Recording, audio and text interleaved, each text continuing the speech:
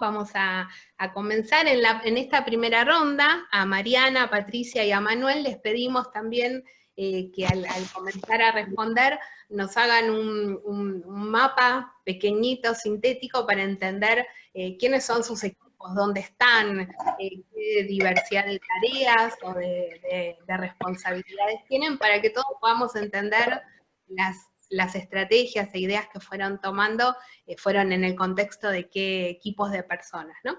Y vamos a empezar por Patagonia, vamos a empezar bien desde el sur, que nos venga un fresquito para acá, y vamos a empezar con Mariana, y después Patricia, Manuel y Ale. Este primer set de preguntas tiene que ver con preguntarles, bueno, ¿en qué momento de la vida institucional los encontró la cuarentena, la pandemia, cómo empezaron a desarrollar ajustes en los equipos y en la forma de trabajo de sus equipos, y qué situaciones empezaron a encontrar que tenían que resolver para que la cosa siguiera funcionando afuera, que es lo que siempre ocurre con las organizaciones sociales, pero con un buen aporte y una buena estructura adentro. Mariana, ¿te animás a arrancar? Sí, bueno, buenas tardes a todos. Gracias, Gabriel y Marian, por la invitación, y a todo el equipo de UDESA. Es un placer poder contar la experiencia que estamos teniendo desde Cruzada Patagónica. En 3 minutos no puedo contestar todo eso, Marian, así que primero les voy a contar un poco cómo estamos conformados como organización y a qué nos dedicamos, ¿no? Cruzada viene trabajando hace 42 años en el oeste de la Patagonia, principalmente en las provincias de Neuquén, Río Negro y Chubut. Somos un equipo de 180 personas, todos en relación de dependencia con la fundación. La mayoría están abocados a tareas de educación, que es uno de los ejes más importantes, educación en y para el campo y desarrollo rural. Y un gran equipo de trabajo está en la zona de Junín de los Andes, en un colegio que se llama 6 San Ignacio Valle San Cao, que es donde estoy yo ahora transmitiendo en este seminario, y después hay otro gran equipo en Cholila, Chubut, donde tenemos otra de las propuestas educativas. También después tenemos un equipo en Buenos Aires que tiene que ver con el área de desarrollo de fondos, con una oficina que se dedica a eso, y un grupo de voluntarios que colaboran mucho con esa tarea, y una oficina en Junín de los Andes que es la sede central, donde hay todo un equipo de administración general, que es con el que yo más trabajo. O sea, mi rol como directora ejecutiva es coordinar, entre otras cosas, es coordinar el equipo que está constituido por una coordinadora de recursos humanos, que es un puesto que se conformó en la fundación hace 3 años más o menos, una coordinadora de comunicación, un área de administración con su coordinador, un área de las direcciones de los distintos colegios con los que trabajamos, y un área de administración. Así que este es el equipo con el que yo trabajo. Lo que más notamos en esta época de pandemia es que justamente esta nueva conformación del equipo, que después les voy a profundizar un poquito más, hizo que pudiésemos gestionar y pilotear estos tiempos tan difíciles de la mejor manera, ¿no?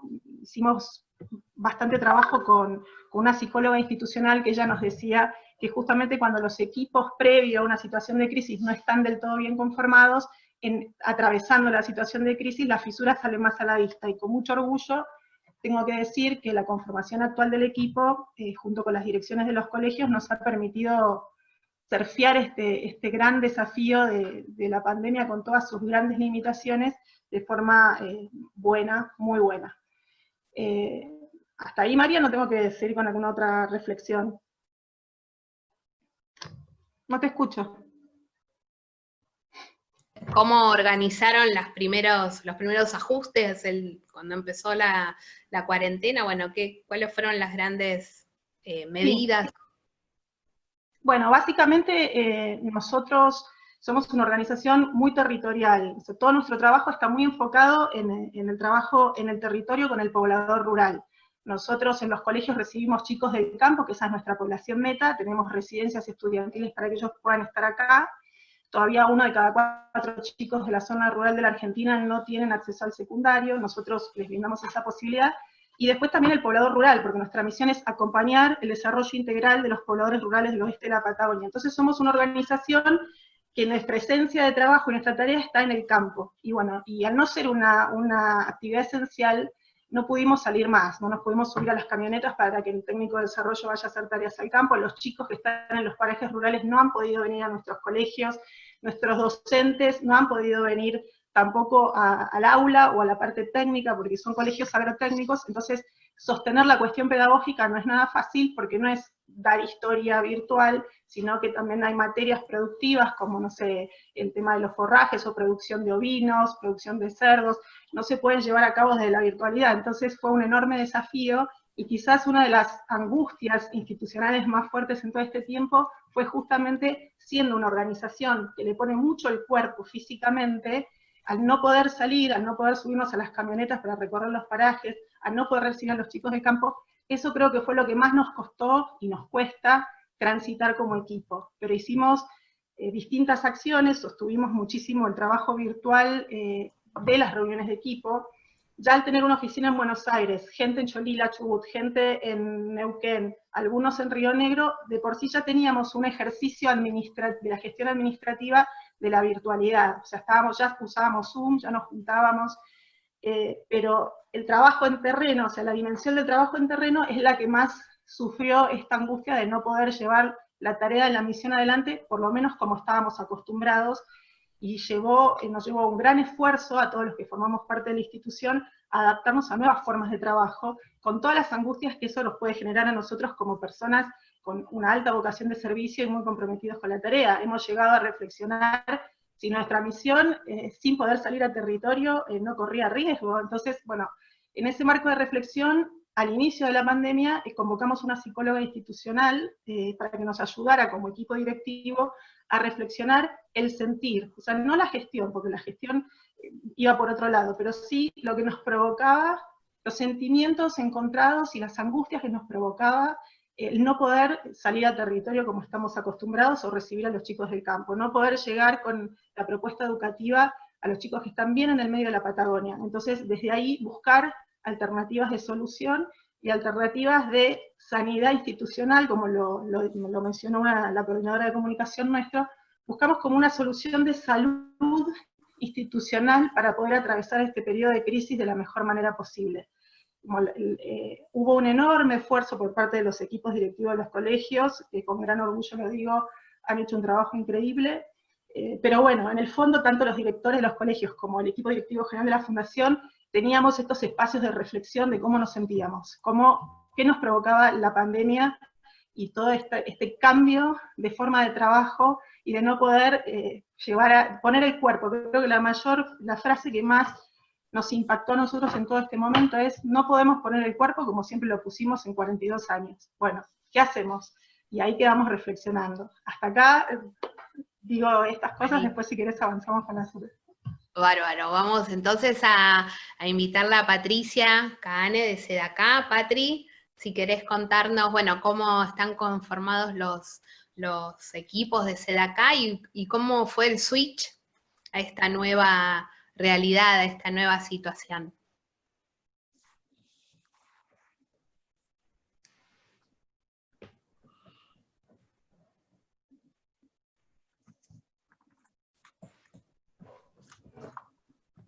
Ahí va. ¿Ahí me escuchan? Sí. Sí, perfecto.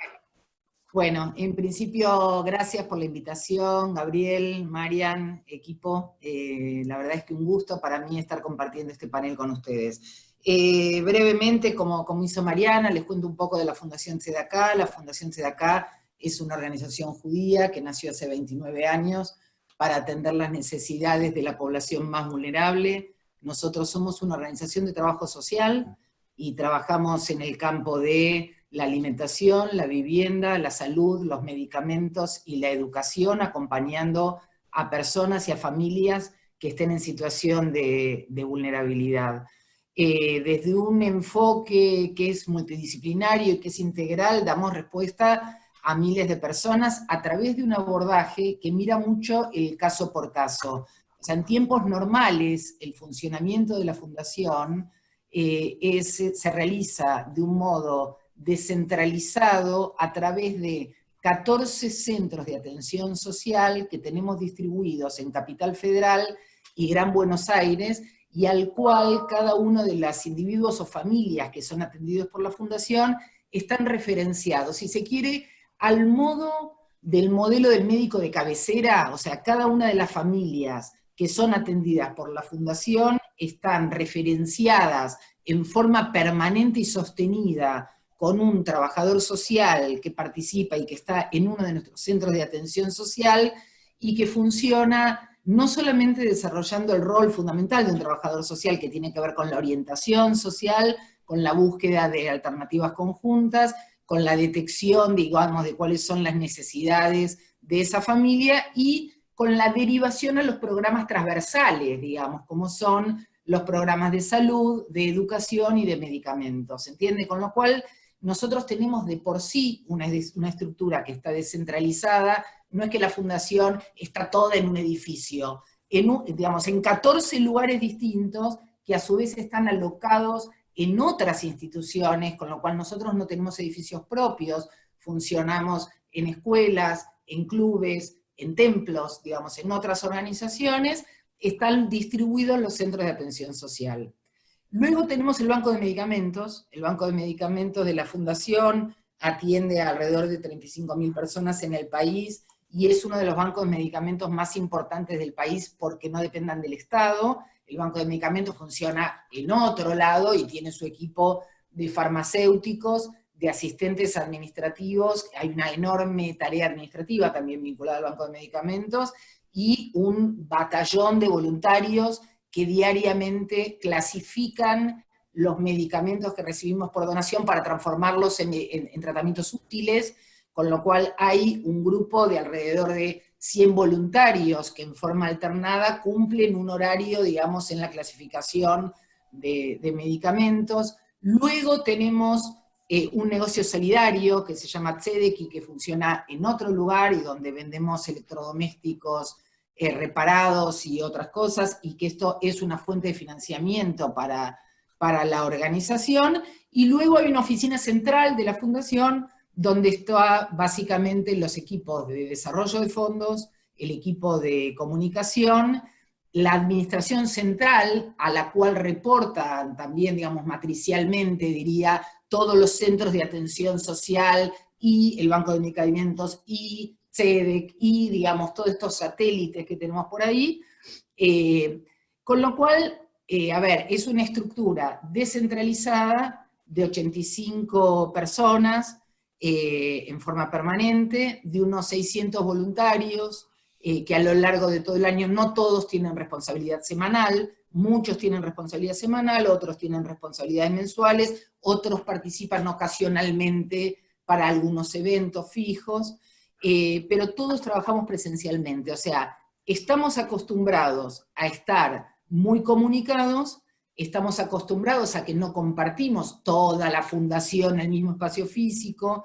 y que hay algunos mojones en el año donde nos juntamos todos, y esto nos sirve para transversalizar información, compartir cuestiones, pero lo cierto es que estábamos acostumbrados a trabajar en forma presencial, y sobre todo estábamos acostumbrados, nosotros trabajamos en asistencia básica, estábamos acostumbrados a que los beneficiarios iban al centro de atención social, y ahí recibían su medicamento mensualmente, ahí recibían sus prestaciones de otro tipo, en especie, ahí se sentaban a conversar con la coordinadora y veían si los chicos se habían ido al control pediátrico, cómo está el seguimiento de tal tema, cómo estaba el tratamiento psicopedagógico de tal hijo, cómo, digamos, lo que es la tarea del trabajador social con el beneficiario, con lo cual, de golpe, se nos vino la cuarentena, sí, se nos vino la cuarentena, y tuvimos que replantear, digamos, toda esta organización. Una parte de nuestra organización siguió trabajando, el Banco de Medicamentos es tarea esencial, con lo cual en ningún momento dejó de trabajar en forma presencial, si bien nos reorganizamos en términos de rotación de equipos para que no estén todos al mismo tiempo trabajando, y también lo que hicimos fue empezar a preparar pedidos bimensuales para intentar achicar la cantidad de tiempo que luego, digamos, los farmacéuticos tienen que estar en el banco preparando los pedidos.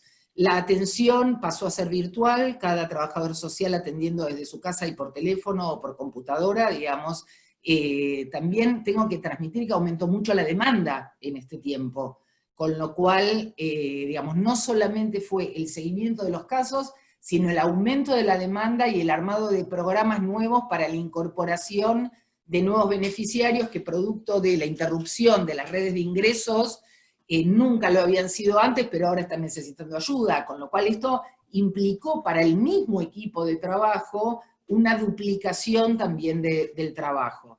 Por otro lado, tuvimos que hacer algo que no habíamos hecho nunca, y es distribución domiciliaria. O sea, esos miles de medicamentos que antes los beneficiarios iban a buscar al centro de atención social, tuvimos que ponernos a aprender a cómo se reparte, con lo cual creamos una suerte de centro de almacenamiento y distribución en el centro de atención social, que está mejor ubicado geográficamente, y entonces desde ahí confluyen y de ahí salen, digamos, tanto la repartija de medicamentos como de pañales, como de frazadas, como de lo que sea necesario. Y por otro lado, y también de dinero para cantidad de gente que no está bancarizada. Y por otro lado, la verdad es que un desarrollo muy creativo por parte de los equipos para intentar garantizar que, sobre todo en los programas educativos, en familias como las que nosotros atendemos, que ni de lejos tienen una computadora por hijo, sino que quizás con suerte hay una computadora en la casa, el tema de mandar la tarea a través del mejor celular que haya en la familia, o de garantizar la no interrupción de un tratamiento psicopedagógico de un niño, también a partir de un celular. Con lo cual, francamente, tengo que decir que el equipo está laburando muchísimo, con un altísimo nivel de compromiso, e intentando sostener, digamos, ¿no?, con todo este esfuerzo, una tarea que de ninguna manera no solamente no puede interrumpirse, sino que se ha visto incrementada.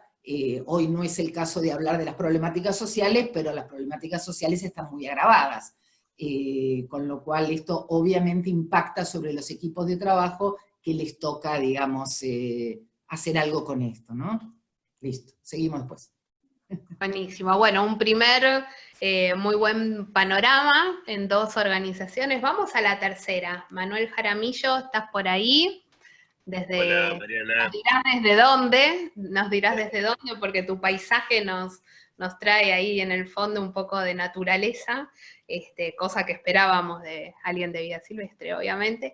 Y la pregunta entonces para vos, Manuel, también, ¿cómo están constituidos los equipos de vida silvestre y cuáles fueron los primeros aprendizajes, ajustes que tuvieron que ponerse a hacer teniendo en cuenta el trabajo que hacen y quiénes son ustedes?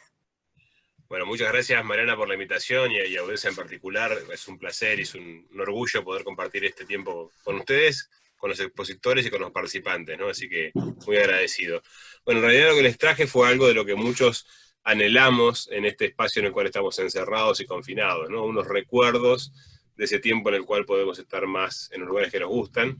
Esa foto en particular que me acompaña, lamentablemente no es mi ventana, es una foto que me traje de Misiones, donde trabajé durante 11 años para la Fundación Vida Silvestre Argentina, como mi primera experiencia justamente coordinando equipos de trabajo multidisciplinarios, y donde de alguna forma podríamos decir hice el primer entrenamiento, y bueno, aprendí lo poco que sé al respecto, y ahora con un desafío mayor desde ya 4 años como director ejecutivo de la Fundación Vida Silvestre Argentina.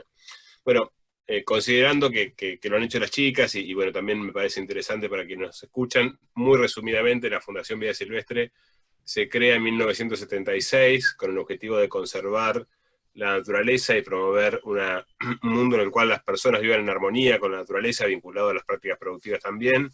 Y a lo largo de ese tiempo hemos pasado por una instancia más naturalista, para descubrir la naturaleza, para contarla, para hacer educación ambiental. Luego una parte más de gestión vinculada a las especies, con especies amenazadas y emblemáticas. Después vinculado más a lo que son los ambientes que contienen esas especies, con una visión ecorregional.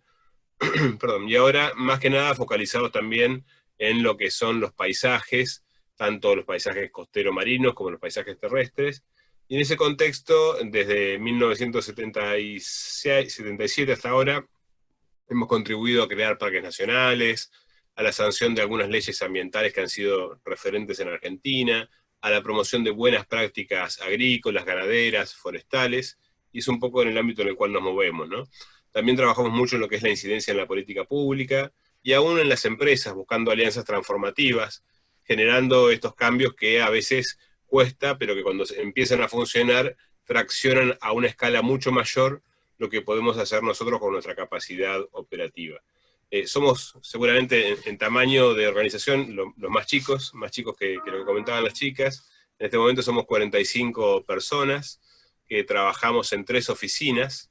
Tenemos una oficina central en la ciudad de Buenos Aires con 30 miembros de equipo en relación de dependencia. Obviamente hay algunos consultores que nos prestan servicios específicos, a veces recurrentes, pero el staff es de 30 en Buenos Aires.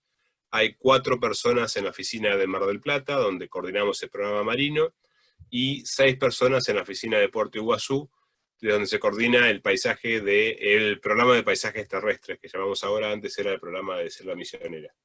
Y a su vez tenemos 4 guardaparques, que están en las reservas que tenemos en Puerto Iguazú, en Misiones en realidad, cerca de Puerto Iguazú, y en San Pablo de Valdés, en la provincia de Chubut.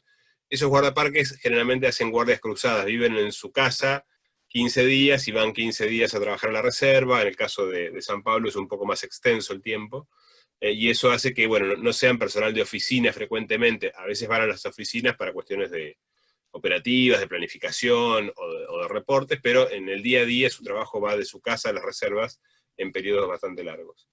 En ese marco, y un poco siguiendo lo que nos preguntabas, para hacer la configuración de cómo estamos en lo personal, porque si hay algo que estamos aprendiendo en este contexto es que lo que antes era un atributo profesional, que era dejar la casa en la casa y el trabajo en el trabajo, ¿no? Antes, yo me acuerdo un tiempo de decir, alguien que tiene inteligencia emocional puede llegar al trabajo y dejar los problemas de su casa en su casa, y cuando vuelve a su casa dejar los problemas del trabajo en el trabajo, y llevar su vida familiar, ¿no? Hoy está todo tan mezclado que pareciera ser que eso es imposible o es muy difícil, y nos empieza a preocupar mucho más y a interesar mucho más cómo es la vida de nuestros colaboradores, ¿no? Tenemos en este caso 11 personas que viven solas, de esos 45, ¿no? En general, de las 3 oficinas. Tenemos 16 personas que están en pareja, pero que tienen chicos grandes, con lo cual tienen la vida un poco más tranquila, podríamos decir. Pero tenemos 7 personas que están en pareja con chicos chicos, con lo cual también están siendo en este momento maestros, profesores, niñeros, abuelos, tíos, todo eso que hoy no pueden tener a mano. Tenemos 9 personas que están en pareja, pero sin hijos, con lo cual seguramente se pueden organizar de manera distinta, y 2 personas que viven con familiares. También hay 6 personas del equipo colaborador que tiene a cargo sus padres grandes, algunos de ellos enfermos o en situación de riesgo, lo cual les implica también una situación de estrés y de mucha presión, que se suma obviamente al estrés laboral. Y tenemos también 2 que están, bueno, una chica embarazada y un padre que está cursando el embarazo también con su esposa, que no trabaja con nosotros, pero obviamente está en ese proceso, ¿no? Entonces, es un poco la configuración que tenemos, y los primeros ajustes, bueno, creo que a todos nos pasó, ¿no? Nos tomó un poco por sorpresa, sabíamos que se venía, pero no sabíamos cuán intenso iba a ser. Algo que compartimos con Patricia, bueno, Patricia es la presidenta del comité ejecutivo de RACI, nosotros formamos parte de la RACI, la Red Argentina de Cooperación Internacional, y eso nos vino muy bien, porque justamente en una reunión de consejo previa estuvimos analizando cuál iba a ser el protocolo para seguir trabajando en este contexto. Yo me acuerdo que volví a la oficina desesperado: compren alcohol en gel, limpiemos los picaportes, pongamos un cartel de lavarse las manos, empecemos a organizarnos para asegurar que nadie se contagie y que nadie lleve la enfermedad a su casa. Y eso duró creo que 3 días, porque al fin de semana, cuando empezó el proceso de que primero suspendieron las clases y luego vino el aislamiento social preventivo obligatorio, automáticamente nosotros, de hecho, ya al suspender las clases dimos home office a las personas, ¿no? Pero afortunadamente lo que habíamos hecho era también un relevamiento para ver cuáles eran las necesidades que tenía cada uno de nuestros miembros del equipo para poder hacer el trabajo desde su casa. Hicimos una planilla donde dijimos, bueno, ¿qué necesitas desde el punto de vista de infraestructura, de equipamiento, de conectividad? Lo bueno es que las necesidades fueron muy bajas y básicamente no tuvimos grandes problemas para cubrir, excepto, bueno, comprar alguna notebook o solucionar algún problema de conectividad. Y bueno, funcionó muy bien, fue una especie de forzada. Nosotros teníamos un sistema en el cual, de acuerdo al rango en el cual uno estaba en la estructura organizacional, tenía posibilidad de hacer home office, y un poco, bueno, ahora eso se niveló para todos.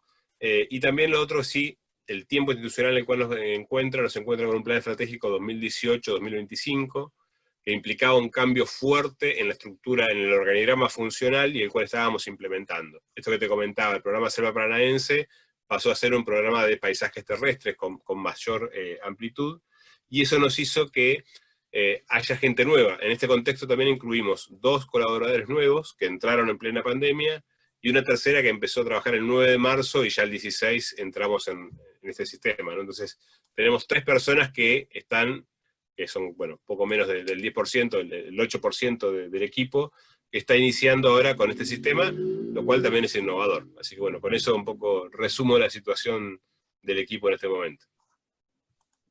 Bueno, muy bien. Bueno, pasamos a Ale, sí. Ale, bárbaro, ¿qué bueno. escuchaste?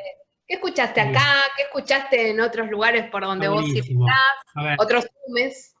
está buenísimo. Yo creo que lo interesante de todo esto que hemos escuchado hasta el momento, en Mariana, en Patri, en Manuel, me parece que dieron como un panorama de lo que pasa en la mayoría de las organizaciones. Y ellos puntualizaron algunos de los aspectos que me parece todos tenemos que prestar atención. Primero, nadie estaba preparado para esto. Esto vino de sorpresa y no había ninguna organización, pequeña, mediano, grande, nacional, multinacional, con fines de lucro, sin fines de lucro, nadie se esperaba, en ningún plan de negocios estaba preparado para lo que es el COVID-19. El segundo tema que me parece que tocaron, que no es menor, es que no todo se puede hacer a través de home office.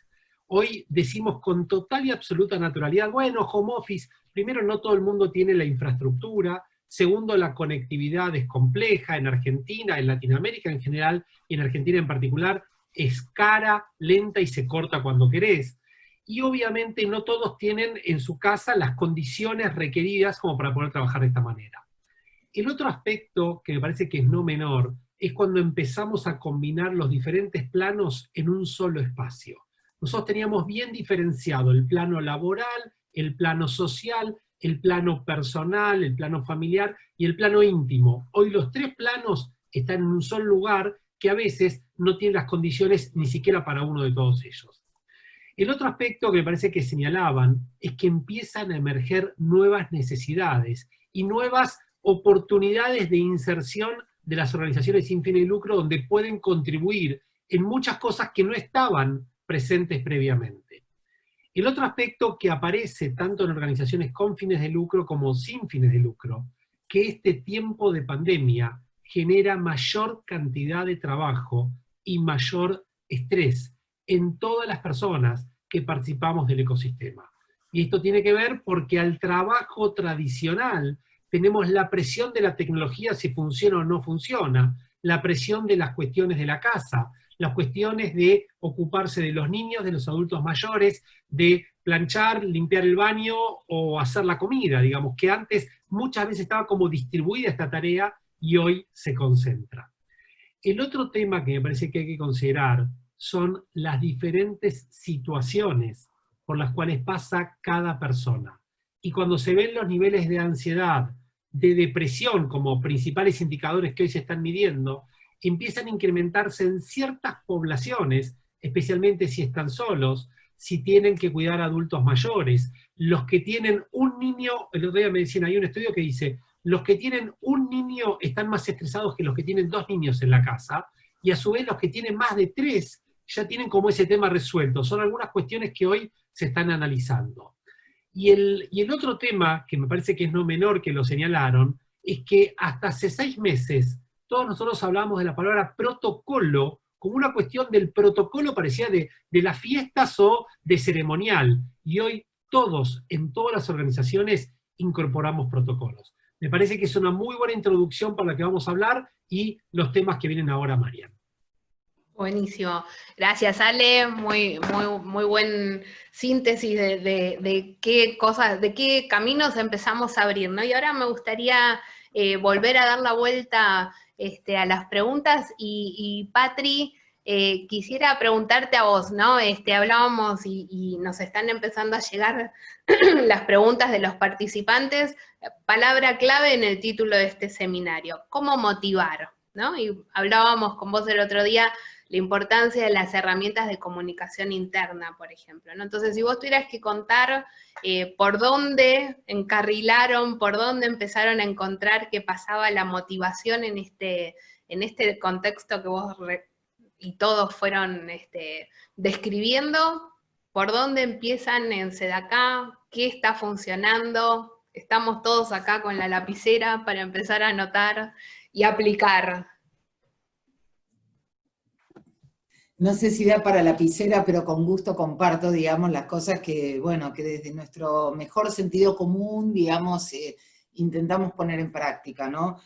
A mí me parece, digamos, como contaba Manuel, efectivamente, digamos, luego de aquella reunión de RACI, creo que todos volvimos a nuestras organizaciones diciendo, preparémonos porque se viene el maremoto, y la verdad es que una de las primeras cosas en las que yo pensé y me puse a trabajar con el equipo, con mi equipo de dirección inmediatamente, fue en los temas comunicacionales. En principio porque yo le presto mucha atención habitualmente.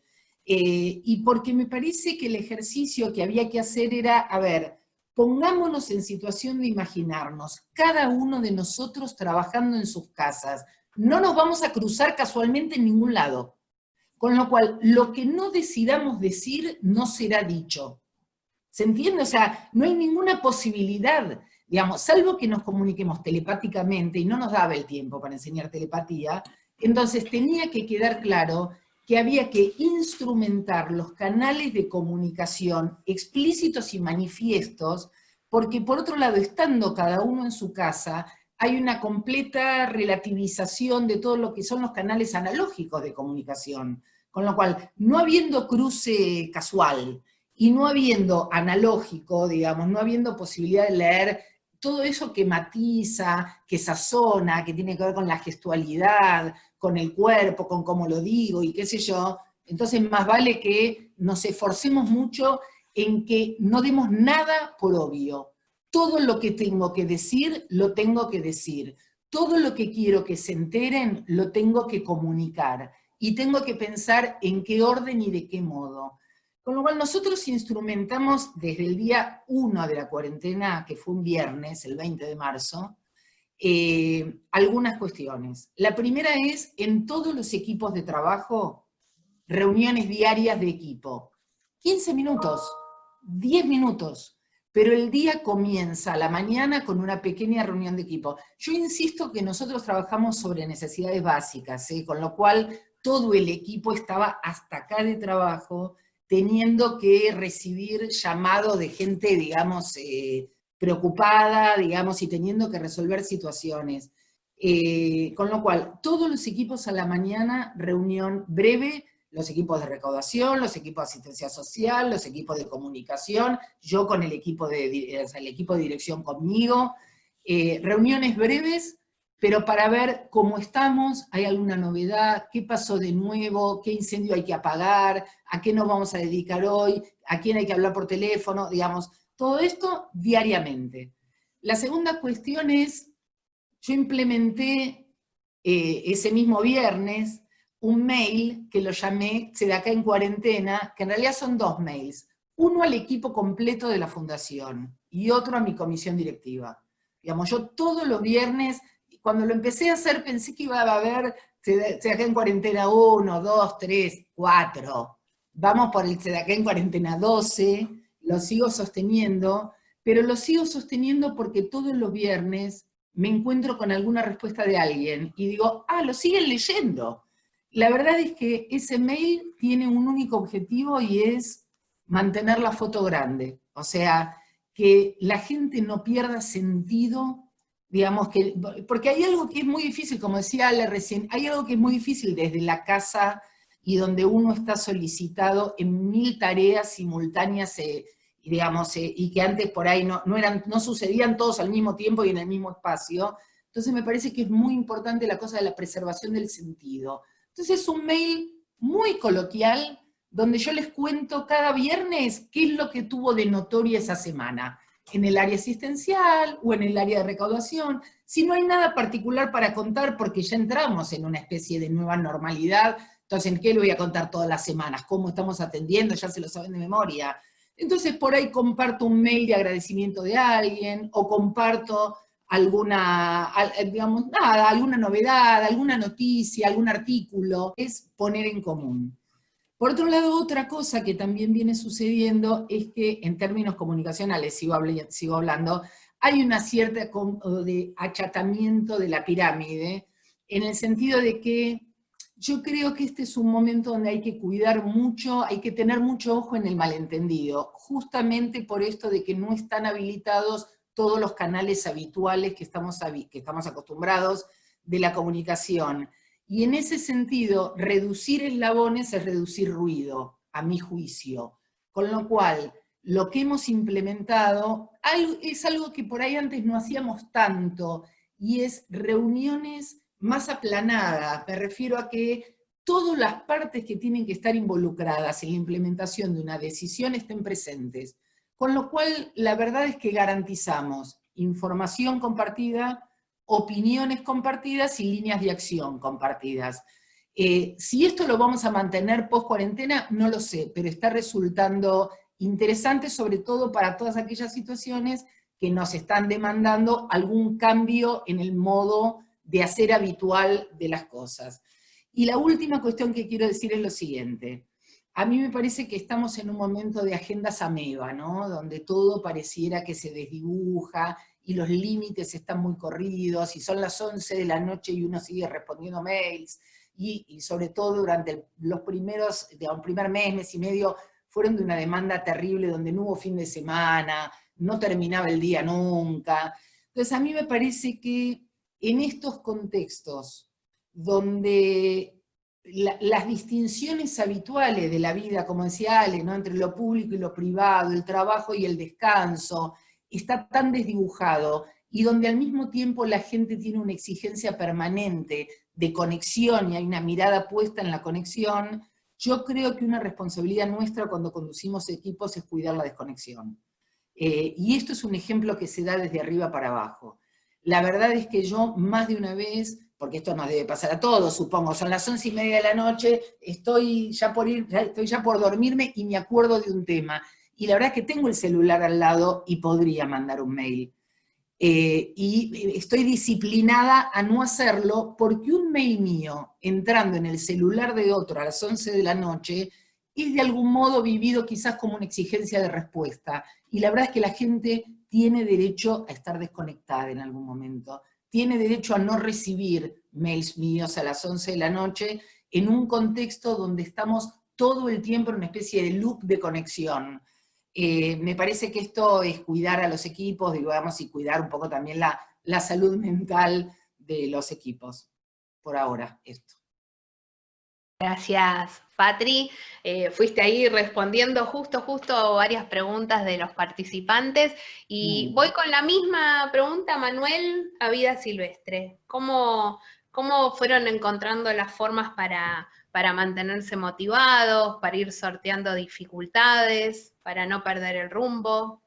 Estas incorporaciones en pandemia que vos comentabas, ¿cómo se le construye la cultura organizacional a una persona a través de una pantalla con cuadraditos?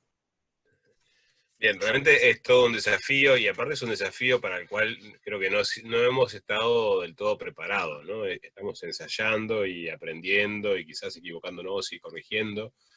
Desde lo personal, bueno, yo tengo que reconocer, yo soy ingeniero forestal, lo más cerca que tuve de la administración de recursos humanos era un librito de muy pocas páginas, en una materia llamada administración en general, y que tenía una componente que era la motivación en el trabajo, que afortunadamente fue la bolilla que elegí para desarrollar en el examen final, porque me gustaba, ¿no?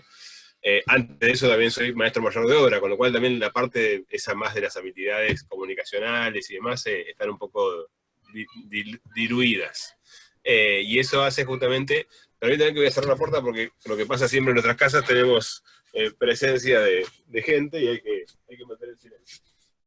Bueno, quizás hay alguna especie silvestre que sabe que es la casa del director y pasa por ahí bien, ¿por qué no? Entonces, bueno, lo que te decía, ¿no? O sea, la fortuna, lo bueno, es que nosotros trabajamos mucho a nivel de equipo directivo. Tenemos 3 departamentos, en realidad 4, pero hay uno que no tiene director hace tiempo, que es administración y finanzas, conservación y comunicación. Y yo creo que justamente la ventaja que tenemos es que estamos muy conectados, muy articulados y somos muy complementarios. Entonces justamente por ahí los perfiles que tenemos nos permiten ver la pintura de vida silvestre de una manera más completa. Y acá justamente yo creo que para motivar a las personas, primero hay que conocerlas, y es imposible motivar a las personas si no las conoces, porque no podés aplicar una receta común para todos. O sea, cada uno tiene cosas que hacen que realmente uno se motive, se interese, o no. Y de hecho, a mí eso me pasó cuando empecé a trabajar en vida silvestre. Yo vengo, como te decía, de esa historia profesional y familiar en la cual si alguien no me llamaba la atención es porque las cosas estaban bien, pero hay otras personas que vienen de una cultura en la cual siempre se les está reconociendo, comentando, acompañando, y eso hay que entenderlo justamente cuando tenemos un rol directivo, de empezar a leer lo que las personas necesitan para sentirse empoderadas, para sentirse entusiasmadas. Y una ventaja central que tenemos en las organizaciones de la sociedad civil es que yo creo que la gran parte, la gran mayoría de nuestros colaboradores no trabaja con nosotros solo porque es un trabajo, trabaja porque ya la misión lo motiva, o la motiva, ¿no? Entonces, ahí hay que focalizar, ¿no? En cuáles son del abanico general que tienen nuestras organizaciones, que ofrecen a sus colaboradores, cuáles son aquellos puntos que más motivan a cada uno. Y obviamente buscar que sus tareas sean un buen mix para que más allá de hacer su labor y completar sus objetivos, sientan que cuando terminan el mes reciben algo mucho más importante que su sueldo, que es justamente el cumplimiento de esa aspiración, de esa motivación y esa pasión. Creo justamente también que, como decía Patricia, ¿no? O sea, no hay que perder la conexión, y algo que instalamos, reuniones a nivel de departamento. Cada director maneja con sus equipos la forma en la cual prefieren trabajar. Hay un departamento que todas las mañanas se junta media hora y organiza su tarea del día, hay otro que lo hace una vez a la semana, hay otra que tuvo que estar, cuando empezó el aislamiento, una semana con su equipo en la oficina, administración en particular, porque no es fácil mudar la administración de una organización que tiene 43 años a tu casa de un día para otro, ¿no? Ahí tenés los tokens, tenés las claves, tenés las llamadas para habilitar los cheques. Administración realmente estuvo estoica, podríamos decir, durante una semana extra. Una semana que quizás fuera de mayor incertidumbre, no sé cómo lo vivieron ustedes, pero en mi casa, por ejemplo, los primeros 15 días fuimos al supermercado, nos compramos todo y nos quedamos, yo creo que estuvimos por lo menos 10 días que no salimos ni a buscar pan, obviamente, de mi casa, porque parecía ser que venía la nada de la historia sin fin. Bueno, para los que son muy viejos quizás lo recuerdan la película, ¿no? Eso no pasó. Yo en este momento estoy viviendo en un pueblo muy chico, que es General Madariaga, y eso hizo que fuera mucho más sencillo todo, ¿no? Pero en ese sentido, lo que sí establecimos fueron reuniones de directores 2 veces por semana. Generalmente hacíamos las reuniones de directores semana por medio, o sea, bastante más distanciadas, porque tenemos mucho vínculo por WhatsApp y por teléfono, y estamos muy atentos a todo lo que son los temas personales. Les pedimos a una colaboradora nuestra, la secretaria, que también esté específicamente disponible para tener registro de cualquier eventualidad que ocurriera con la salud de las personas o de sus familiares, preparándonos también para lo que podría llegar a ser la vuelta, ¿no? Poder tener este mapa epidemiológico, podríamos decir, del equipo disponible, y aparte poder darles contención y asistencia. Una de las cosas que también hicimos fue, cada 15 días, una reunión de todos, de los 45. La ventaja que tiene este sistemita de las pantallitas es que se conoció gente que nunca se hubiera conocido, que hubiera llevado muchísimo tiempo que se conociera, hasta tanto, si la vida hubiera sido la normal, ¿no? Porque, como bien decías, 2 personas nuevas que ingresaron en el último mes, tuvieron la posibilidad de conocer a personas que hace 35 años o más que trabajan en la Fundación Vida Silvestre, que están trabajando en Chubut, o que están trabajando en Misiones, que quizás hubieran pasado 1 año o 2 hasta que se conocieran personalmente, entre comillas, o virtualmente. Y eso me parece que fue enriquecedor. Y también lo que ocurrió es que eso que parecía que podía llegar a durar 15 días, 20, algunos decían un mes, otros 45, se empezó a estirar, y obviamente empezaron a aparecer problemas que no fueron previstos, ¿no? El primero que yo siempre digo es el síndrome de la mecha corta. O sea, esto que nos pasa de que no podemos separar lo personal de lo laboral. Hay días en los cuales alguien te responde de una forma que jamás te hubiera respondido si hubiera estado en otro contexto, y por ahí tiene que ver con que tuvo que retar a su hijo o a su hija porque es otra cosa, o porque tuvo una discusión con la pareja, o porque se siente solo y angustiado o angustiada.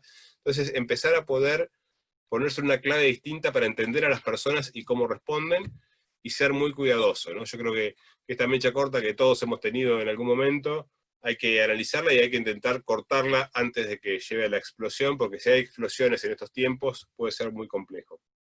Creo que con eso más o menos tengo un repaso de lo que estamos haciendo. Perdón, como esto se estiró también, nuestra presidente ha sido muy activa en el seguimiento de la evolución de nuestro equipo, y a sugerencia de ella, y también lo habíamos conversado con el equipo directivo, estamos ahora iniciando un proceso con una consultoría externa que nos está permitiendo trabajar a niveles de grupos para poder ir un poquito más a fondo acerca de lo que personalmente por ahí esté pasando cada uno, y cómo esa afectación o esa vinculación con lo personal puede estar generando algún tipo de ruido hacia lo organizacional, y es un tema que estamos iniciando ahora en esta semana, así que bueno, quizás en otra oportunidad les pueda contar algún detalle más fino al respecto. Vos cuando decís consultoría es un acompañamiento de una psicóloga institucional, ¿verdad? Sí, no es una psicóloga, pero es una persona que trabaja en recursos humanos, y básicamente podríamos decir que es una actividad de team building, pero vinculada más con la parte emotiva, podríamos decir, y con lo afectivo, que con lo técnico, o con lo programático, o con esto, y más Claro. tecnocrático, debería ser, ¿no? Perfecto. Muy bien. Marian, vamos a la Patagonia. Patagonia y sus representantes en Capital, que estoy viendo algunos acá conectados. ¿Qué instrumentaron? Si tuvieras que decir, ¿qué encontraron en el espacio de la motivación? ¿Cómo reconectaron desde ahí frente a esta angustia institucional que vos traías al principio, ¿no? De la imposibilidad de salir a hacer lo que se hacía antes de la forma original, ¿no? ¿Cómo encuentran inspiración, energía para seguir en este nuevo espacio, en este nuevo tiempo? Bueno, ahora voy a ir a ese punto, pero quería mencionar algo que me parece significativo, por lo menos en la forma de nuestro trabajo, que nosotros un tiempito antes de la pandemia tuvimos como la mirada estratégica de incorporar el área de recursos humanos, cosa que no teníamos en tantos años de la institución, y siendo un equipo grande, somos 180 personas, esta incorporación de la coordinación de recursos humanos fue fundamental, y se vio, los pingos se ven en la cancha, como decimos siempre acá, y en este contexto de pandemia tuvo un rol protagónico. También el año pasado hicimos una división en lo que era el área de comunicación, que estaba bajo la órbita del área de desarrollo institucional, un poco más por las tareas de comunicación de desarrollo de fondos, y tuvimos la mirada estratégica de dividir el área de comunicación de la de desarrollo de fondos en dos partes separadas, porque la cuestión que veíamos era que la comunicación tenía que trabajarse en forma integral. Y recuerdo que cuando empezó la pandemia, le dije a la coordinadora de comunicación, que creo que está por ahí escuchando, Victoria, digo, Vicky, en este contexto de crisis, la comunicación tiene que estar al pie del cañón, y es lo que más una de las cosas que más vamos a tener que ejercitar. Entonces, la verdad que se hizo un trabajo muy intenso, creo que también está Dani Zacayán por ahí, y se lanzó, por ejemplo, una herramienta de comunicación interna que lo habían hecho los fundadores al inicio, a manuscrito, era un boletín que se llama Cuy Cuy, que quiere decir puente en mapuche, y en plena pandemia lanzamos esa herramienta de comunicación interna, donde cada persona de diferentes partes de la organización contaba y relataba cómo estaba trabajando, y eso se sostuvo y se sigue sosteniendo con una periodicidad quincenal. Después también las redes y los boletines súper activos, ¿no? Y este desafío en cuanto a comunicación interna de hacerle ver a nuestros donantes, a nuestra comunidad con la que siempre trabajamos, que la misión sigue en pie a pesar de las dificultades, y como decía Patricia, porque dijo, en este contexto las brechas y las problemáticas sociales se profundizan. O sea, nuestra población meta, que es el poblador rural, no está mejor en pandemia que antes de la pandemia, está peor, porque no podemos llegar, porque no podemos sostener la cuestión educativa con la misma, digamos, de la misma forma que lo hacíamos antes. Hemos tenido que salir a pleno territorio, por ahí la vía Julieta también, que fue una de las que salió a repartir cuadernillos al medio de la estepa, al medio de las comunidades mapuche, gente de nuestro consejo de administración hizo lo mismo. O sea, la problemática social se profundiza, y el desafío de la comunicación es poder explicarle a nuestros públicos externos que en este momento tenemos que redoblar el esfuerzo, ¿no? Entonces también hubo un trabajo muy intenso desde la comunicación en ese sentido. Y después, hablando de comunicación interna también, el gran volumen de gente que nosotros tenemos que está en el ámbito educativo, el esfuerzo de los directores de sostener una comunicación permanente, vi ahí también a una de nuestras directoras, Valeria Vera, eso fue todo un desafío. Había un avance muy interesante, que tenemos un rol que es de una coordinadora de innovación tecnológica educativa, que ella tuvo la visión estratégica de trabajar en una plataforma educativa previa a la pandemia. Entonces, nuestro colegio de acá de Junín se ensambló enseguida a sostener la educación virtual en la medida de las posibilidades, ¿no? Porque son colegios técnicos y toda la parte técnica se complica un poco más. Pero eso fue, digamos, una pegada estratégica que fue previa a la pandemia. Igual, como dijo ahí Alejandro, creo que ninguna organización tenía preparado en los famosos FODA, en amenazas. Yo creo que la peor amenaza es que explote el Lanín, que lo tengo acá a la espalda, pero fuera de eso, esta cuestión tan masiva, tan planetaria de pandemia, jamás nadie la pensó. Y dentro de lo que tiene que ver con la motivación, bueno, yo mencioné antes que una de las cosas que a nosotros nos pasa es esta angustia institucional de decir, bueno, nuestra misión, esto de subirse a las camionetas, ir al territorio, de recibir a nuestra población meta, no lo estamos pudiendo hacer de la misma forma. ¿Cómo trabajamos eso como equipo, no? Entonces, justo nuestra misión empieza con la palabra acompañar el desarrollo integral de los pobladores. Nosotros, frente a esta angustia, lo primero que hicimos, también recomendado por el Consejo de Administración y por la Dirección Ejecutiva, fue trabajar con una psicóloga institucional con la que empezamos a trabajar, ya veníamos trabajando, pero al inicio de la pandemia le pedimos a ella que hiciéramos una serie de encuentros para lograr algún tipo de transformación del equipo, de estos sentimientos de angustia, en algo positivo, una transformación en la gestión, durante la pandemia. Tuvimos una serie de encuentros y fueron riquísimos. Entonces, esta palabra tan poderosa nuestra en la misión, que es acompañar, la transformamos un poquito en acompañarnos, nosotros como equipo, ¿no? Permitirnos este momento de reflexión para poder transitar juntos estos sentimientos que nos genera todo este entorno de tanta incertidumbre. Y una de las frases que quedó de esos encuentros fue que la motivación, la energía para motivarnos la encontramos en la afectividad, ¿no? Cómo mantener en este contexto tan complejo la afectividad y la humanidad de la gestión que hacemos. Entonces, bueno, la palabra, por ejemplo, eficiencia, la pusimos también como en duda, si bien obviamente todas las organizaciones tratamos de ser muy eficientes porque los recursos son escasos y tenemos un compromiso social que cumplir, y tenemos todos una gran vocación de servicio y queremos que todo nos salga bárbaro, en este contexto tan complejo, ¿con qué vara estamos midiendo la eficiencia de los roles directivos, ¿no? Entonces, permitirnos poner más en agenda la afectividad y la humanidad por sobre la eficiencia, ¿no? Porque nos pasaba al inicio que algunas, por ejemplo, del equipo donde yo estoy, algunas personas realmente estaban muy angustiadas porque sentían que trabajaban el triple, que la casa le invadía el trabajo y el trabajo les invadía la casa, y se sentían que no eran eficientes. Entonces, bueno, bajar un poco ese nivel de ansiedad y reflexionar sobre qué nos está pasando. Hicimos bastantes estrategias como las que contaron los compañeros, empezar con un check-in de todas las tareas que íbamos a hacer para que todos supiéramos en qué estábamos, poner en la mesa la confianza, estar convencidos que el compañero está haciendo lo mejor posible en estas circunstancias, ¿no? También esta cuestión de acompañarnos en esta sensación de poner el cuerpo, que es muy cultural en nuestra organización. Nosotros decimos que en el equipo directivo todos tenemos perfiles 4x4, o sea, si hay que estar, estamos, ponemos el cuerpo, nos cargamos las bolsas al hombro, salimos con la camioneta donde haya que salir, bueno, no podemos.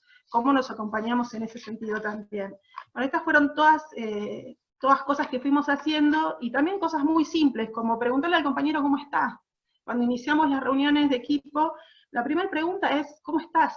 ¿Cómo estás viviendo esto? ¿Qué te pasa? Che, Marian, tenés cara de que hoy no te levantaste bien, ¿qué te pasó? Esas simples preguntas, no mentira, estás bárbara, pero esas simples preguntas de leernos en imagen, de leernos y detectar, ya uno se va conociendo, se conoce como equipo de trabajo, permitimos ese espacio. Incorporar también lo lúdico antes de las reuniones, esto fue otro de los aprendizajes que hicimos con la psicóloga, pero creo que la gran conclusión de eso, de dónde buscar la motivación nosotros, es en la energía que nos da la afectividad por sobre la eficiencia en este momento. Obviamente sin dejar de ser eficientes, pero en cualquier crisis personal, en este caso ya institucional, mundial, creo que los valores que se ponen en la agenda en primer lugar son los de la afectividad y del acompañamiento, el compromiso y el cuidado del uno hacia el otro, ¿no?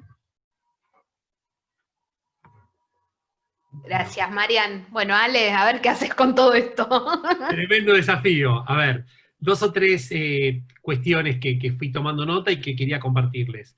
Primero, estamos viviendo todos los días, cada uno de nosotros, una montaña rusa emocional.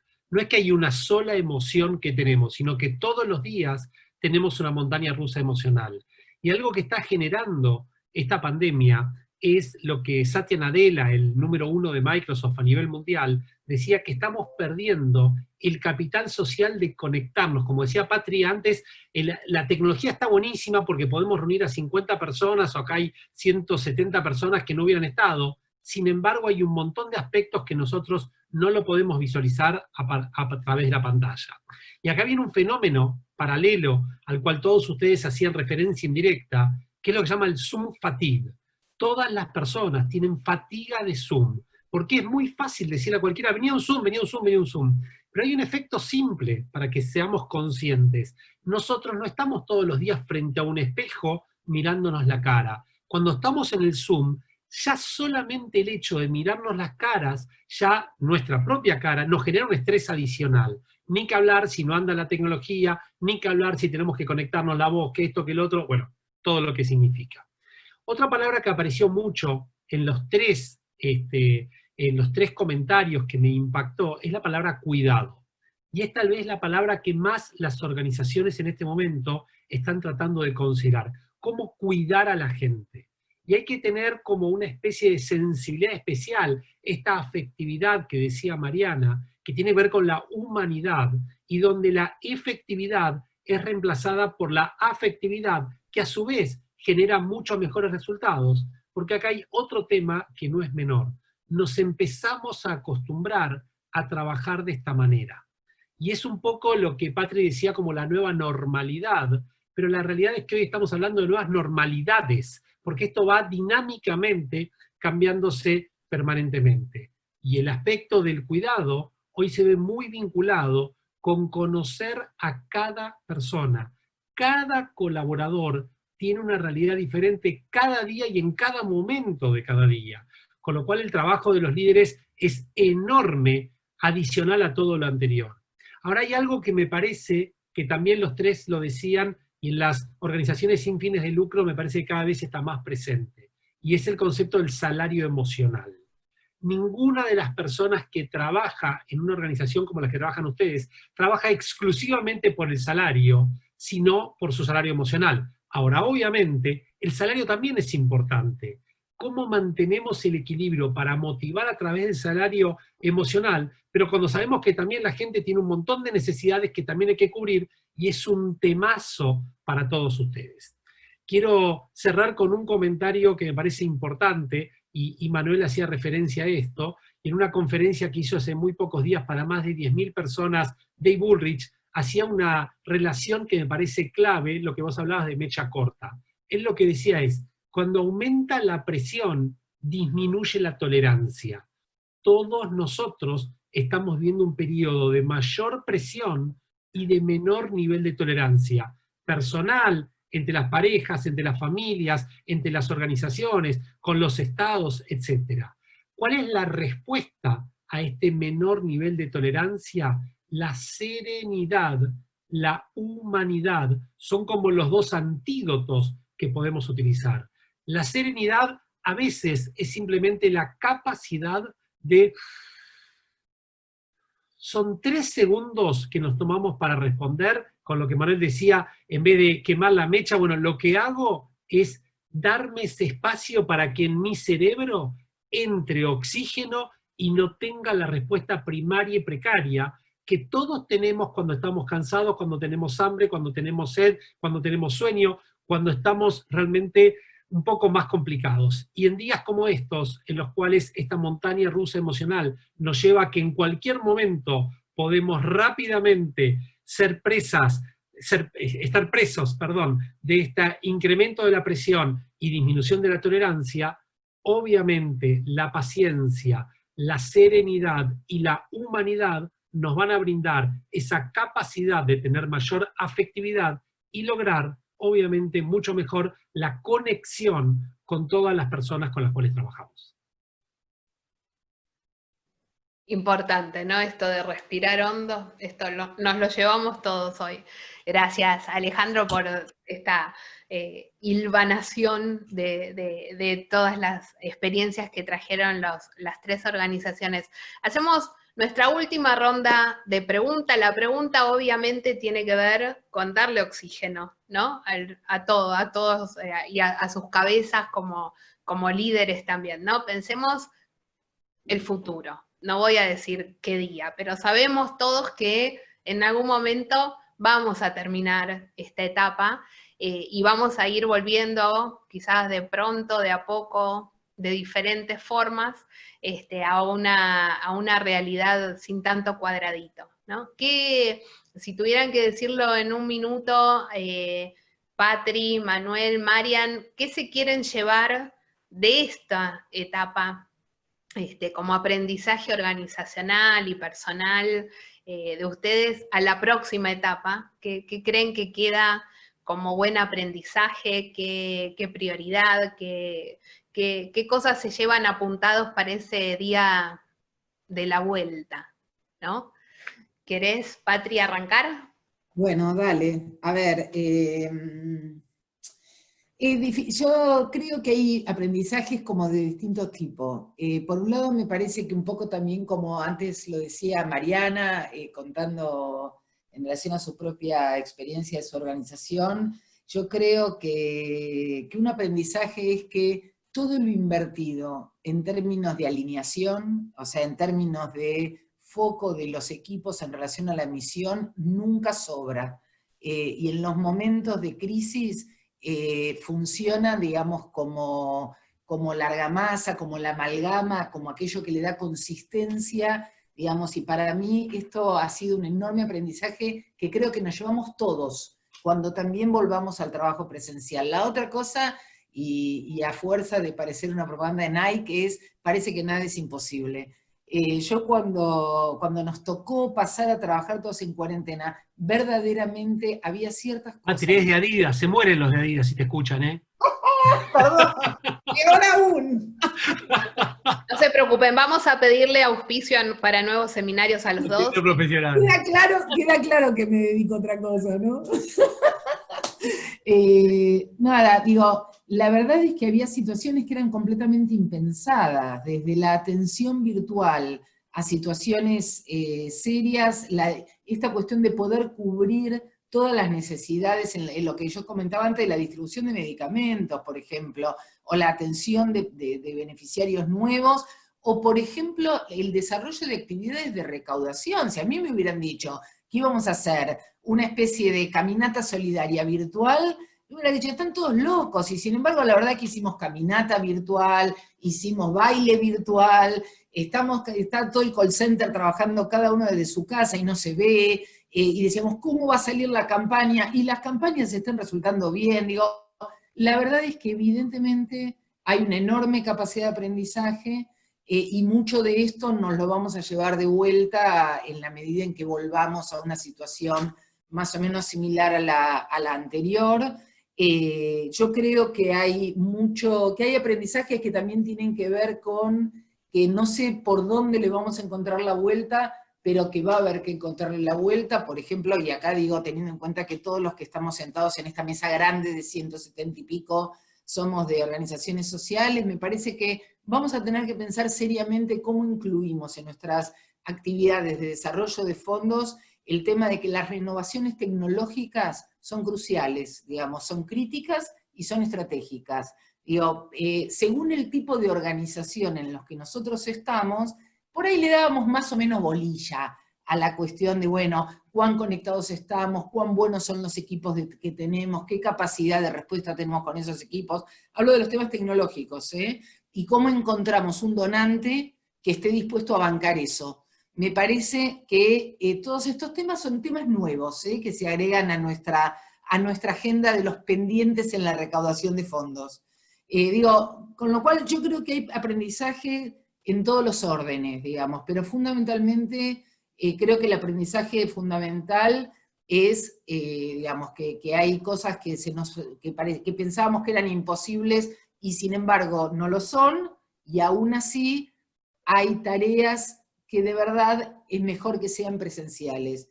Y virtuales pueden ser solo una emergencia. Digo, y acá me parece que sí, cada una de las organizaciones, en función de cuál sea su tarea y su misión principal, digamos, podemos diferir, ¿no?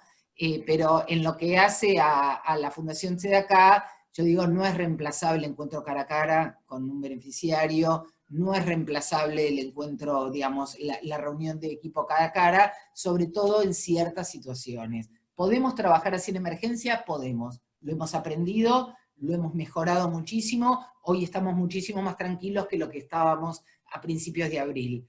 Pero aún así, digamos, creo que estos son aprendizajes que van a impactar en distintas áreas de la organización. No quiero meterme en temas técnicos, digo, creo que va a haber impactos en todas las áreas de la organización. Buenísimo. Marian, aprendizajes, ¿qué cosas se quedan para la vuelta a la vida normal? Bueno, me gusta pensar, tener una mirada optimista, ¿no? Y creo que las organizaciones sociales tenemos una capacidad de resiliencia increíble, entonces que esa sea una certeza para pensar que de esto se sale, ¿no? Esto es como mi marco lógico de pensamiento, porque realmente lo creo así. Creo que como organización, sobre todo por lo que nos toca pasar a nosotros, esta capacidad de poner la misión sobre la mesa, la forma en que llevamos la misión adelante, la apertura, pensar que tal vez hay formas de hacerlo diferente y que la tenemos sí o sí que pensar. No te sé decir cuál es la forma, porque esto es un trabajo y lo tenemos que hacer con todo el equipo, pero sí la disposición y la apertura de decir, bueno, a ver, esto que venimos haciendo durante 42 años, una pandemia como esta, ¿pone en jaque nuestra misión o la podemos transformar la forma de llevarla adelante de alguna otra manera? Eso es algo que lo vamos a seguir directivos en un marco de alta confianza y con gran capacidad de adaptación, ¿no? Reafirmo este perfil 4x4 que nosotros pretendemos de nuestro equipo directivo, porque es esta conformación basada en confianza y capacidad de adaptación es la que nos está permitiendo sortear, obviamente ha habido problemas, no es que fue todo de rosa, pero nos ha permitido y nos está permitiendo sortear toda esta gran incertidumbre con la certeza de que hay un trabajo en equipo sólido.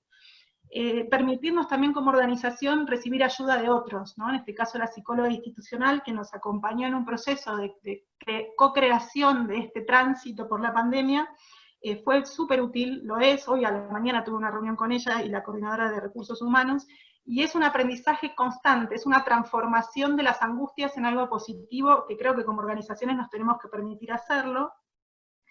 Después esta cuestión de la comunicación como un factor fundamental en un contexto de crisis, como un vehículo constructor de algunas certezas, ¿no? Esto, explicarle a la afuera que nosotros seguimos haciendo una tarea importante, que en crisis, en pandemia se profundizan las brechas de las problemáticas sociales, eso también me parece muy importante, y lo que más me llevo yo en todo este tiempo es esta cuestión de poner, que todos lo tenemos, pero se ve que la vorágine del trabajo en los equipos directivos de todas las organizaciones es tan alta que uno lo va dejando, la eficiencia está ahí arriba, y después todo lo que es valores, como por ejemplo la tolerancia, la escucha, la empatía, el acompañarnos, la humanidad, eso va quedando como algo que se supone que está siempre. Bueno, pero yo creo que en contextos así de altas crisis es lo primero que tiene que estar, después viene el otro.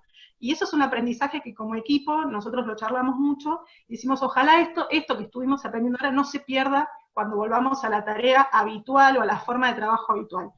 Después también esta noción de que la virtualidad, de alguna forma, o la semi-virtualidad, se está instalando. Entonces, ¿cómo adaptamos toda nuestra estructura de gestión y todo nuestro trabajo con la población meta a cierto entorno de virtualidad? Nosotros lo veníamos haciendo, pero bueno, ahora nos damos cuenta que no nos queda otra que realmente ponerlo como tema de agenda y pensar en ese cómo, ¿no?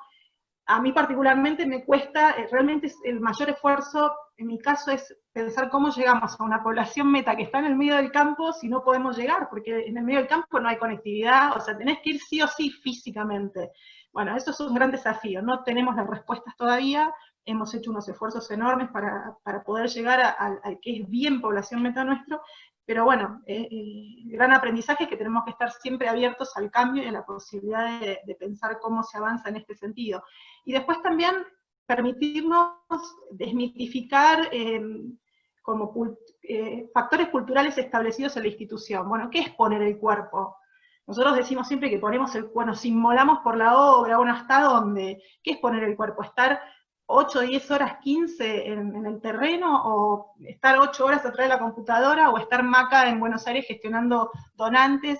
La sensación nuestra es que siempre poner el cuerpo es estar acá, físicamente, en el frío, en la nieve, y bueno, nada, hay que volver a pensar eso y permitirnos sentir que la apuesta de cuerpo y alma digamos, en pos de una misión institucional merece también ser repensada, porque hay distintos roles, hay distintas formas, y todas son igual de valiosas, ¿no? Bueno, todo eso son reflexiones que hemos hecho, no son reflexiones mías, sino que son reflexiones que hemos hecho en el marco del equipo directivo, y bueno, las queremos compartir. Buenísimo. Manuel, ¿qué te llevas para el día después de esta situación? Bueno, primero me llevo una expectativa muy fuerte de que realmente tengamos un día después, ¿no? Yo creo que durante un tiempo, día com, y eso es algo que hemos venido también escuchando en varias disertaciones de gente que trabaja en salud, es claro que vamos a tener un panorama mínimo de 2 años donde vamos a convivir con esta situación, y esto hay que irlo incorporando, porque si no también nos pasa lo que nos pasó al principio, ¿no? O sea, esta sensación de que llegábamos a los 15 días y otra vez otro periodo de 15 días, parecía una condena perpetua en etapa, ¿no? Y eso creo que hay que aprender a manejarlo, manejar las ansiedades, manejar justamente eso, de la necesidad que tiene cada uno, y ahí vuelvo un poco también a estas individualidades que no podemos desconocer. A todos, y más a los ingenieros, nos gusta poner las cosas en cubitos y pensar que las podemos manejar y llevar a diferentes lugares, y que todo es predecible, y esto claramente nos deja el mensaje que nada es muy predecible, y que en el mundo que estamos creando todo tiende a ser cada vez menos predecible, ¿no? Entonces también tenemos que ser muy flexibles a la hora de la planificación. Tenemos que incorporar muchísimo la escucha activa y el liderazgo emocional como componente fuerte de nuestro día a día en lo que se viene, y aún cuando esto haya pasado, ¿no? Supongamos que dentro de un determinado tiempo llegamos a una situación de que estamos en la normalidad de antes. Bueno, tener en cuenta que esto puede ocurrir en cualquier momento de nuestra evolución como especie, que está alterando bastante la dinámica natural y que favorece de alguna forma estas situaciones.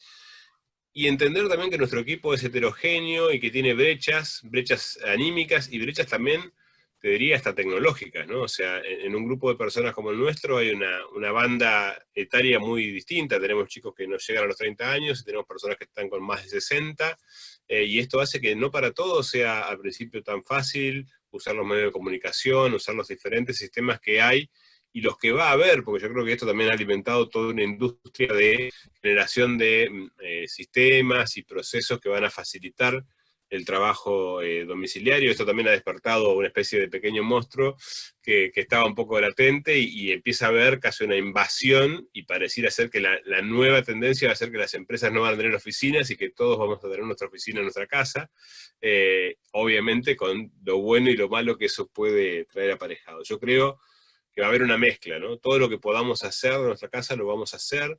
Seguramente vamos a incorporar mucho más fuerte el home office en el próximo periodo, aún cuando volvamos a una normalidad bastante parecida a la anterior. Hay tareas que no podemos cambiar, tenemos reservas naturales, tenemos viveros, plantamos árboles nativos, trabajamos con productores rurales, capacitamos en manejo de ganadería, de agricultura sustentable, y eso hay que estar ahí cara a cara, y sobre todo lo que me preocupa mucho es la seguridad de nuestros colaboradores, pero también de nuestros colaborados, ¿no? O sea, ¿cómo hacemos para no ser nosotros agentes que puedan ser una amenaza a la hora de llegar a poblaciones vulnerables?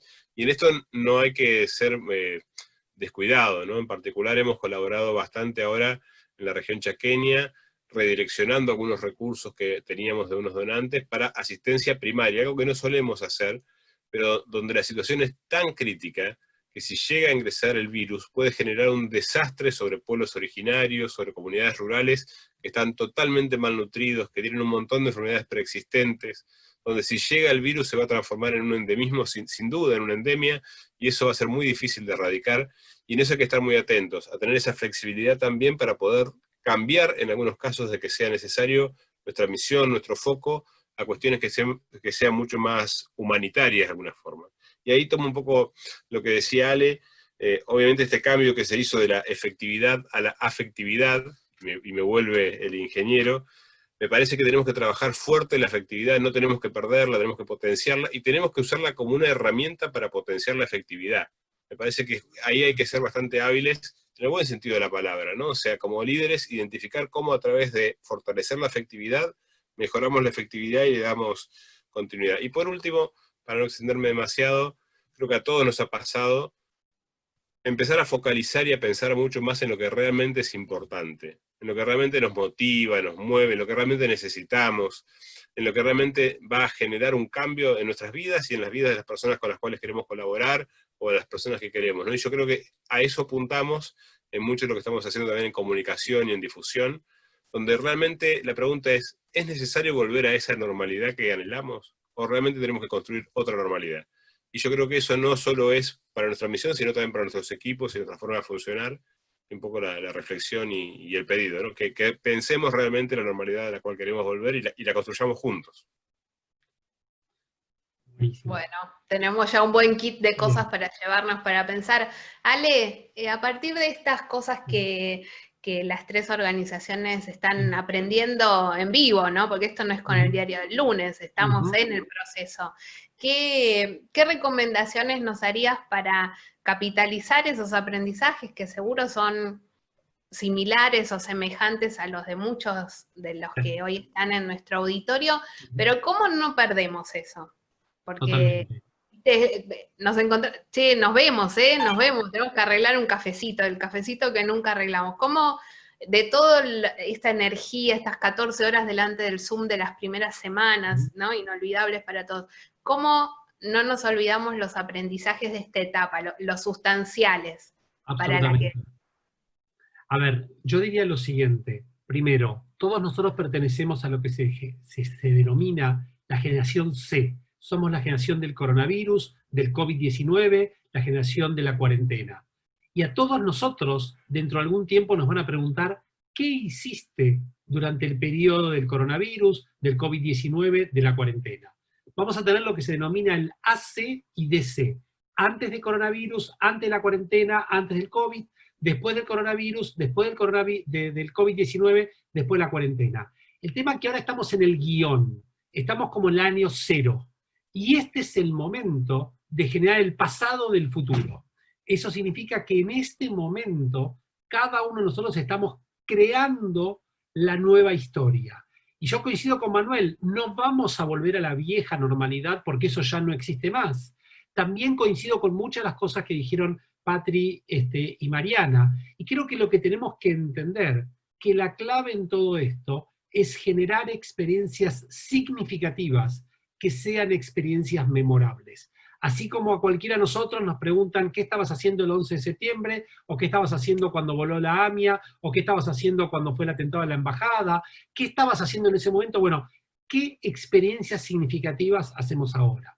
Y entonces ahí quiero volver tal vez a la palabra que conjuga lo que hablaron los tres, y es la palabra propósito. Y propósito significa ¿para qué estamos en el mundo? Y muchas empresas y muchas organizaciones se están dando cuenta que su propósito no tiene significatividad en un momento como este. Y si en un momento como este no tiene significatividad, ¿para qué tenés ese propósito? ¿Para qué existe? Y yo creo que cada vez más las nuevas generaciones van a elegir dónde trabajar. Así como los consumidores van a elegir qué productos comprar, también las personas van a elegir dónde trabajar. Y aquellas organizaciones, sean con fines de lucro, sin fines de lucro, que no tengan una conexión con el propósito significativo que buscan las personas, no van a tener clientes, ni proveedores, ni colaboradores. El otro tema me parece que es clave en todo esto, que nadie sabe lo que va a pasar. Y cuando se habla de pronósticos, en realidad se habla más del pronosticador que del pronóstico. Porque nos dimos cuenta que todos los pronósticos para el 2020 fallaron muchísimo. Es como antes de las elecciones, todos los que dicen cómo van a salir, ¿no es cierto? Entonces acá me parece que es clave el manejo de la expectativa, el trabajar, como dice Edgar Tolle, con vivir el presente, estando presentes en este presente. Y fundamentalmente entendiendo que esta tecnología nos aporta muchísimas soluciones, pero también nos aporta, por un lado, una diversidad tecnológica, donde hay gente que tiene mayor o menor predisposición para estas herramientas, pero fundamentalmente, y creo que fue la palabra que recorrió el mensaje de Manu, de Patri y de Mariana, ¿no? La humanidad cada vez es más importante. A mayor desarrollo tecnológico, mayor necesidad de la humanidad. Y acá les doy un ejemplo muy simple de cómo la humanidad puede sesgar un montón de cosas. Una empresa tecnológica enorme a nivel global desarrolló un sistema de inteligencia artificial para seleccionar más rápidamente a su nuevo personal. ¿Qué pasó? Se dieron cuenta que todas las personas que entraban eran hombres. Cuando empezaron a revisar cuál era la razón por la cual sucedía eso, se dieron cuenta que quienes habían programado ese sistema de inteligencia artificial eran hombres con los sesgos de los hombres. ¿Qué significa esto? Cualquier tecnología está diseñada por un ser humano.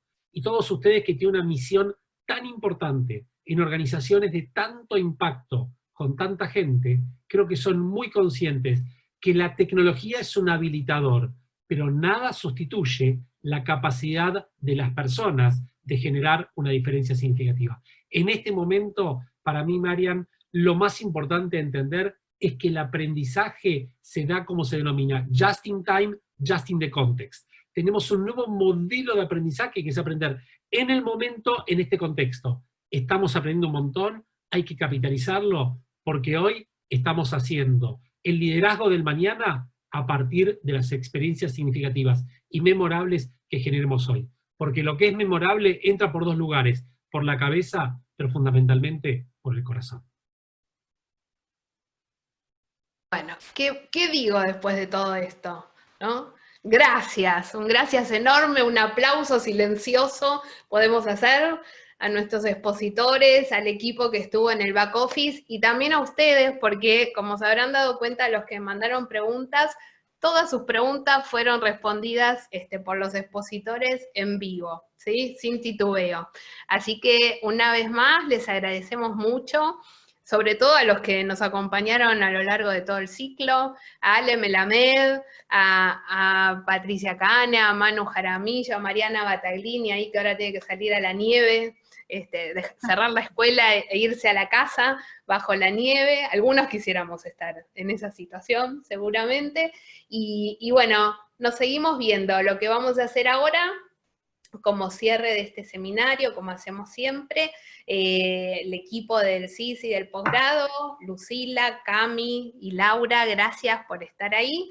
Nos van a poner un poquito de música, elegimos música pensando en los temas de este encuentro, a ver si la invocamos, estamos haciendo un experimento nosotros también, de musicalización al final de estos encuentros, y vamos a dejar el chat abierto. Así que todos los que quieran seguir haciendo preguntas, los que quieran compartir buenas prácticas, reflexiones, mensajes, les pedimos que se queden un ratito, escuchan música, nos chatean, pongan su dirección de correo electrónico y si es una pregunta se las vamos a contestar por correo. Si podemos contestarla ahora online en el chat, lo vamos a hacer. Les agregamos una pregunta más que tiene que ver también con qué otros temas les gustaría que avancemos en explorar en próximos encuentros. Les mandamos un abrazo enorme, enorme, que esperamos que sea muy pronto virtual, que pase de virtual a real en algún tiempo, y nos vemos la próxima. Gracias a todos, y bueno, hay que seguir aprendiendo, pero juntos, ¿no? Que es con lo que estamos logrando también. Hasta luego, buenas tardes.